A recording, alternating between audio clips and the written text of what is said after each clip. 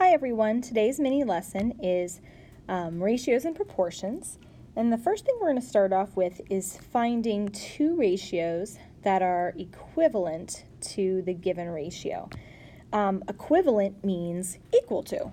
So there's a couple of different ways, and there's going to be more than one correct answer here, but one of the ways is to either simplify it to find a fraction that is the same as the one that you're given, or to multiply it by 1. An equivalent of 1 that would make the fraction bigger, but it doesn't change what the fraction means. So for example, for the first one, we have 8/24, but that can be simplified. I can divide, let's try by 8. Okay, so then I would have 1/3. That would be a ratio that's equivalent to the given one. And then the second way is to make it larger. So I'm going to multiply by 2/2. Which is the same thing as multiplying by 1. So we're not changing what the equation, or excuse me, what the fraction means. We're just changing how it looks. So it's going to be 16/48, which is equivalent or the same as the first given ratio. There is obviously more than one correct answer. You could take 8/24 and divide it by 2 and have 4/12. That would work as well. More than one correct answer here. So 16/22 we'll divide by 2. So that'll give us 8/11. That's one that's equivalent. Then you need a second one. I think multiplying by 2/2 is the easiest to do. Stick with numbers that you know are pretty easy. 32/44. And those two ratios are equivalent to the one that was given. Ratios that are equivalent are said to be in proportion. So that's going to be one of our big words this chapter is proportions, ratios and proportions. And if they're equivalent, they're said to be in proportion, meaning if they mean the same, if that fraction means the same thing. So there's two methods to determine whether ratios form proportion. One is to simplify it completely down, and if they are the same fraction when you simplify them completely down, then that means they're equivalent. So 3/27 and 2/18, I can divide the first one by 3/3. Which is 1/9, and I can simplify 2/18 by dividing by 2/2, which is going to be 1/9. So that works. I'd write yes, they form a proportion. Yes.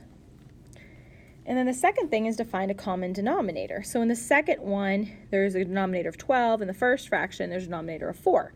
The common denominator between them would be 12. So then I just have to manipulate the first one by multiplying by 3/3. Does 9/12, does that equal 9/12? And the answer here is yes. Finding a common denominator is another way.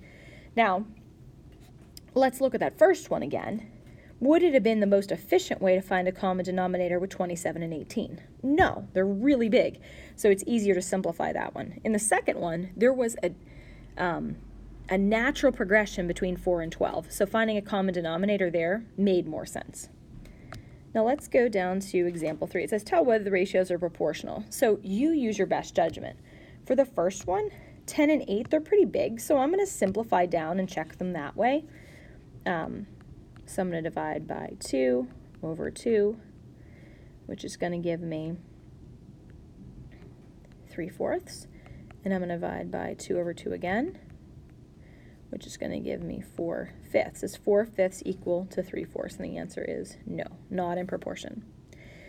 Now in the next one, 8 and 24 have a natural connection between them. So I can multiply by 3/3, the second fraction. And I need to see if it'll equal 6/24. And it does, which means yes, that was a terrible Y. Yes, they are in proportion. Is this the eraser? I'm going to find out. Yes, they are in proportion. And the next one, your choice. You can simplify the first one, or you can multiply by 2/2 in the second one. So I have 6/14. Is that going to equal 6/14? And the answer is yes. That one is also in proportion. But you could have simplified the first one down to 3/7 and did the problem that way as well. Two correct ways to show your work. In the last example, it says, if a recipe calls for 8 cups of Rice Krispie cereal and 4 cups of marshmallows, then how many cups of Rice Krispie cereal would you need if you use 6 cups of marshmallows? So we have 8 of the cereal over 4 of the marshmallows. And we're going to see if we used 6 cups of marshmallows, how many cups of cereal would we need? So this is a blank. So if we have 8 to 4, what can that simplify to be? That simplifies to be what? 2 over 1.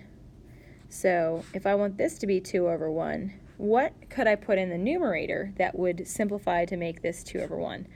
And I hear you probably saying, it's 12. Yes, and that'd be 12 cups of cereal, because if I simplify, 12 divided by 6 is also 2 over 1. 12 cups of cereal. All right, that was your mini lesson for 7-1.